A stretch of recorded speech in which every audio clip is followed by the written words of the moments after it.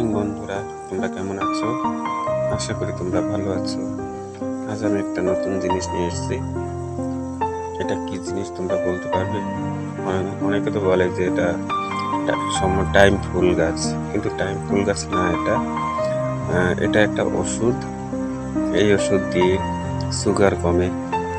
এই পাতার রস যদি খাওয়া হয় তাহলে সুগার কমে যায়।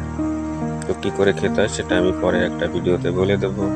তো এটা কিন্তু টাইম ফুল গাছ না। আমি একটা কমিউনিটি পোস্ট দিয়েছিলাম, ওটাতে লিখেছে কেউ কেউ যে এটা টাইম ফুল, কিন্তু এটা টাইম ফুল না।